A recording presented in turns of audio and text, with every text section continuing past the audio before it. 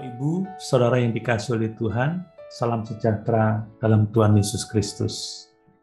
Kita telah belajar bersama bahwa untuk dapat berdiri teguh di masa-masa sulit, kita harus mengarahkan perhatian kita kepada orang-orang beriman dan mengikuti teladan hidup mereka. Saat ini, saya akan mengemukakan ciri-ciri orang beriman sebagaimana dicontohkan oleh Rasul Paulus kepada Timotius. Mari kita baca 2 Timotius 3 ayat 10 dan 11, demikian firman Tuhan. Tetapi engkau telah mengikuti ajaranku, cara hidupku, pendirianku, imanku, kesabaranku, kasihku, dan ketekunanku. Engkau telah ikut menderita penganiayaan dan sengsara seperti yang telah kuderita di Antiokhia dan di Ikonium dan di Listra. Semua penganiayaan itu kuderita dan Tuhan telah melepaskan aku daripadanya. Nah, dari ayat-ayat ini kita bisa mengetahui ciri-ciri orang beriman. Yang pertama, orang beriman menjalani hidup yang terbuka atau transparan. Rasul Paulus berkata kepada Timotius, tetapi engkau telah mengikuti ajaranku, cara hidupku, pendirianku. Dari ayat ini kita bisa melihat implikasinya, yaitu bahwa Paulus menjalani kehidupan yang terbuka, kehidupan yang transparan, sehingga orang lain dapat melihat kehidupannya. Ini bukan karena Rasul Paulus sempurna. Rasul Paulus adalah orang yang tidak sempurna, tetapi Rasul Paulus adalah orang yang mengejar kesempurnaan. Dan kita membutuhkan teladan yang seperti itu. Salah satu akibat dosa adalah hilangnya keterbukaan. Ketika Adam dan Hawa berdosa, maka respon pertama mereka adalah bersembunyi dari Tuhan dan satu sama lainnya. Namun semakin kita mengenal Kristus, kita akan mulai hidup dalam terang dan berjalan dalam terang bersama orang lain. 1 Yohanes 1 ayat 7 menuliskan, tetapi jika kita hidup di dalam terang sama seperti Dia ada di dalam terang, maka kita beroleh persekutuan seorang dengan yang lain, dan darah Yesus anaknya itu menyucikan kita daripada segala dosa. Nah, apakah kita menjalankan kehidupan yang transparan? Mari kita melakukannya. Yang kedua, ciri orang beriman adalah mengajarkan firman Tuhan. Rasul Paulus menunjukkan bahwa Timotius mengetahui ajarannya. Salah satu tujuan Paulus adalah untuk mengajarkan seluruh maksud Allah. Kita bisa membacanya di dalam Kisah Para Rasul 20 ayat 27. Rasul Paulus tidak menghindari teks-teks yang sulit atau melembutkan nadanya atau mengubahnya agar tidak menyinggung gereja atau budaya pada waktu itu. Rasul Paulus mengkhotbahkan firman Tuhan, apakah itu populer atau tidak populer. Ajaran yang setia ini tidak hanya mengacu pada pengajaran umum, tetapi juga pengajaran pribadi. Model-model saleh ini menantang kita dengan firman Tuhan ketika kita berada dalam dosa. Firman Tuhan adalah penting bagi kita, dan Rasul Paulus menyemangati kita dengan firman Tuhan saat kita terpuruk. Rasul Paulus menguatkan kita dengan firman Tuhan saat kita melakukan yang benar. Dan kita harus mengikuti orang-orang yang seperti ini. Kita harus menjadi orang-orang yang seperti ini. Orang-orang yang mempelajari firman Tuhan untuk mengajarkannya kepada orang lain. Yang ketiga, ciri orang-orang yang beriman adalah setia melakukan apa yang mereka ajarkan. Rasul Paulus berkata kepada Timotius bahwa dia mengikuti cara hidupnya. Ada banyak orang yang ortodoks dalam doktrin, tetapi tidak ortodoks dalam kehidupan mereka. Mereka tidak mempraktekkan apa yang mereka ajarkan. Kemunafikan yang seperti ini hanya akan menyebabkan manusia menjauh dari Tuhan. Timotius sangat menyadari bagaimana Paulus menggunakan waktunya dengan baik, bagaimana Paulus melayani, bagaimana Paulus berdoa, bagaimana Paulus melakukan pengabdiannya. Semua itu terbuka di hadapan Timotius dan semuanya sesuai dengan ajaran Paulus.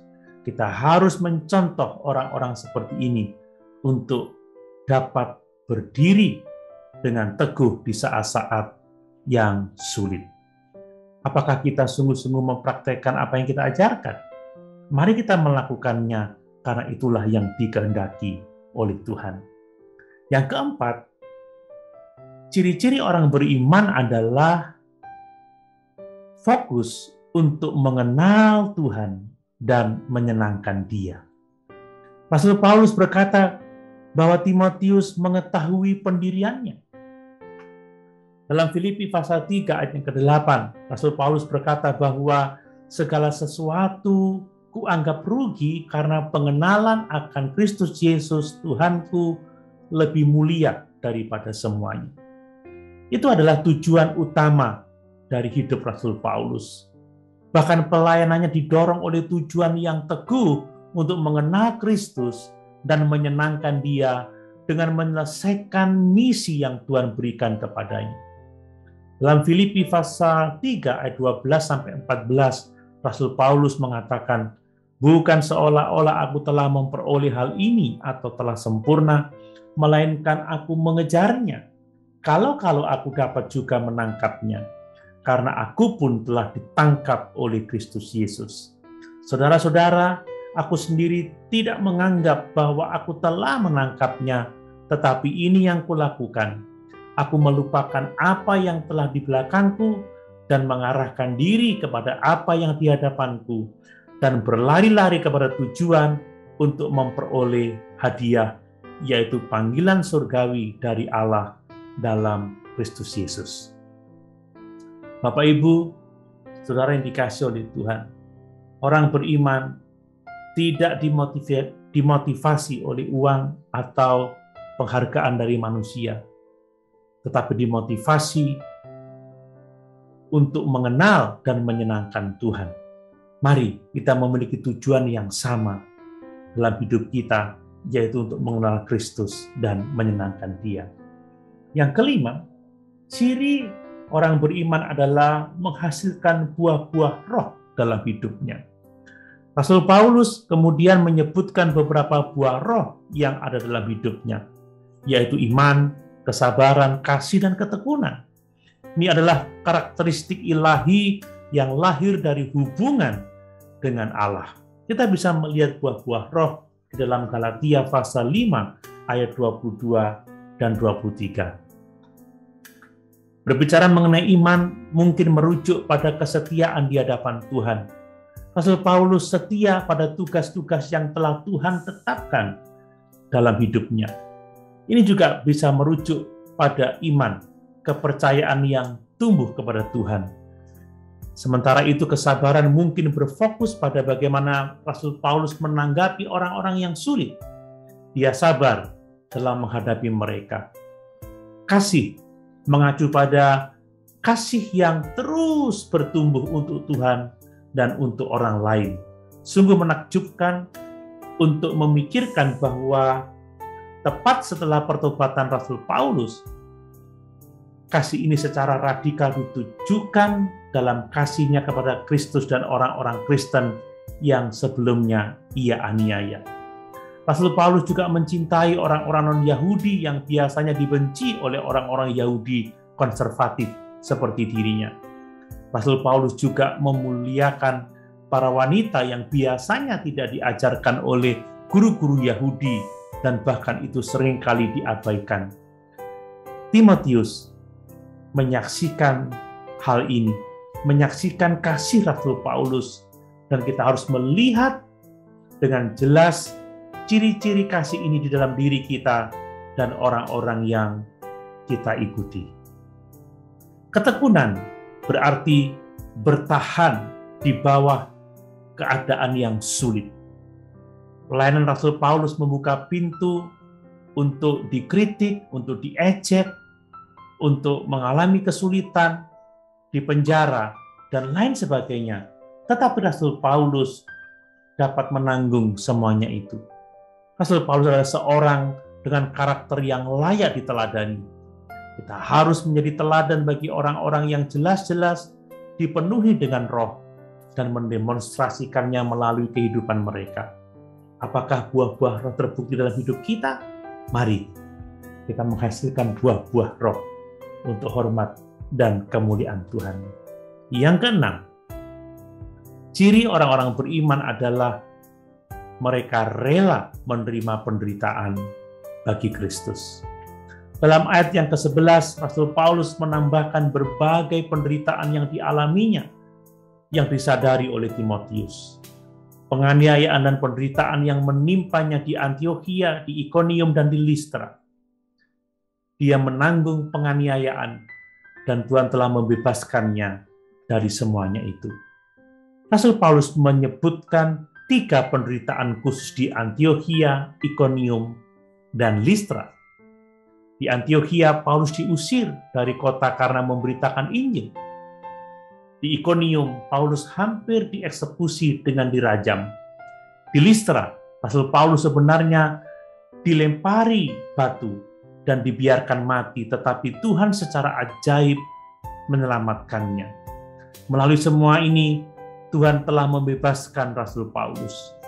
Harus dicatat bahwa dalam kasus-kasus itu, bukanlah kehendak Tuhan untuk menjauhkannya dari penganiayaan, tetapi Tuhan telah melepaskan Rasul Paulus dari semuanya itu. Seperti dalam kisah Ayub, ada banyak cara setan ingin menyerang kita, tetapi Tuhan berkata, tidak. Dan Tuhan menetapkan batas-batas. Tuhan berkata bahwa setan hanya dapat melakukan sejauh yang diizinkan oleh Tuhan. Tuhan tahu apa yang bisa kita tanggung dan apa yang tidak bisa kita tanggung. Dia mengetahui juga pencobaan apa yang perlu kita alami untuk kita bertumbuh mengenal dan memuliakan Dia lebih baik lagi. Pencobaan adalah bagian dari proses pengudusan Tuhan dalam hidup kita, dan kita harus dengan rendah hati menerimanya. Mereka yang menjadi teladan yang saleh biasanya telah melalui berbagai pencobaan yang dipakai Tuhan untuk membangun kehidupan mereka dan menolong mereka untuk lebih mengenal Kristus. Bapak, Ibu, saudara yang dikasihi oleh Tuhan, Rasul Paulus dengan rela menerima pencobaan tanpa marah kepada Tuhan atau kepada orang lain. Bagaimana dengan kita? Apa respon kita saat mengalami pencobaan? Apakah pencobaan membawa kita lebih dekat kepada Tuhan atau menjauh darinya? Mari, jika kita ingin berdiri teguh di masa-masa sulit, kita tidak hanya harus mengingat orang-orang beriman, tetapi kita harus mengikuti teladan hidup mereka. Kita harus melangkah dalam langkah-langkah iman, sama seperti yang telah mereka lakukan saat kita mengikuti Tuhan. Haleluya. Tuhan Yesus